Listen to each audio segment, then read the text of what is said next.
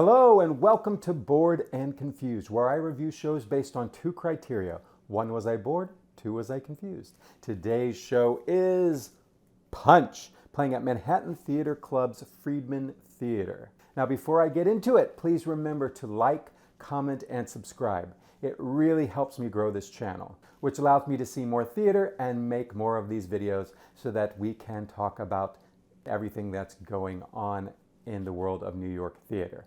Now, Punch is written by James Graham and based on the book Right from Wrong by Jacob Dunn, and it's directed by Adam Penford. So what is Punch about? Punch tells the true story of Jacob Dunn, a young man whose single impulsive act of violence changes multiple lives forever. The play follows Jacob as he recounts his past to a restorative justice circle, a sort of group therapy. He explores the events that led to a tragic death and the consequences that ripple outward. Through these reflections, the audience witnesses his anger, confusion, and gradual reckoning, as well as the impact on the victim's family, as well as his own. The story examines themes of accountability, redemption, and the human capacity for change, balancing the darkness of the incident with moments of hope, empathy, and emotional catharsis. So a little background on the play. This play premiered at Nottingham Playhouse, which is where the real-life events that inspired the story actually took place.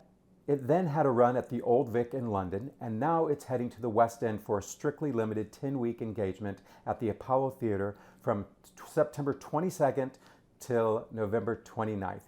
Interesting how the Broadway run and the West End run are overlapping each other. So was I bored? Was I confused? Nope, not bored or confused. This is a tight two-act play that moves efficiently. The story is very clear. Each of the lead actors plays two roles, some more, and the small ensemble supports these shifts seamlessly. Ideally, I'd have liked a bigger cast so that everyone could stick to a single role, but the doubling works well enough here, and the skilled direction and the performances never leave you confused. Quick costume changes are a factor, but they pull it off impressively. The first act of this play is very dark. It's heavy and sad, and it spends a lot of time establishing Jacob's situation and his anger, which makes the exposition feel a little dense at times. Part of that is the storytelling approach, though, because Jacob is speaking directly to his therapy circle, explaining what happened. But at times it can feel a little bit like a TED Talk. But that's kind of par for the course for adaptations of these kind of narrative memoirs. I've seen other plays based on true stories use this device successfully, and it still works theatrically. It gives the audience context, it adds moments of reflection, and it even provides some breaks of humor or insight from Jacob's older self. But after an hour of Jacob's teenage angst and bad behavior, I was anxious to reach the moment of emotional breakthrough.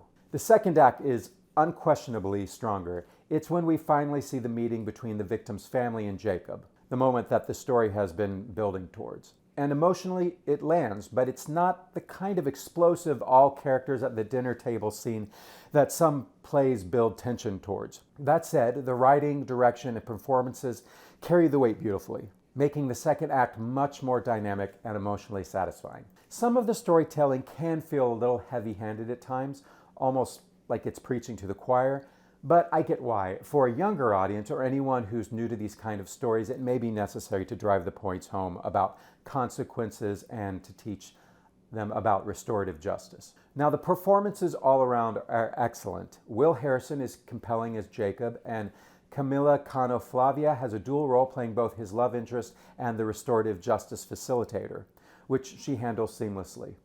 It was great to see these two on stage together again, having enjoyed their performances in the Coastal Starlight at the Mitzi Newhouse Theater at Lincoln Center a few seasons back. Lucy Taylor is heartbreaking and nuanced as Jacob's struggling mother, and she's infectiously upbeat as Jacob's parole officer. Victoria Clark and Sam Robards are great as the big-hearted parents of the victim. Everyone on the stage is fully committed, and it really elevates the story and the heavy subject matter. This is good theater. It's well written, it's well directed, and it's well performed. Now, the first act is dark and heavy, but the second act brings emotional payoff and hope. While it may feel like a PSA at times, it's a story worth seeing.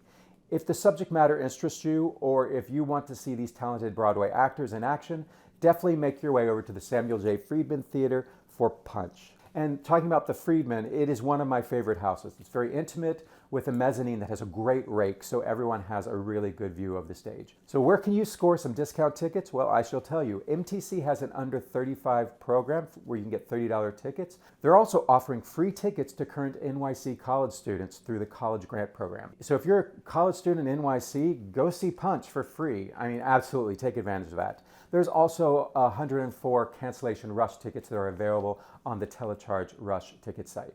I haven't seen if they've done a lottery yet, but they might do that in the future, so keep an eye open for that. So thanks for watching. Go check out Punch. Let me know what you think. If you found it uplifting, if you found it too sad, if you found the pacing of the first act slow or fast, give me all of your thoughts. Tell me what you thought of the acting. Tell me what you thought of the British dialects. And I'd love to hear your thoughts, and I will see you at the next time.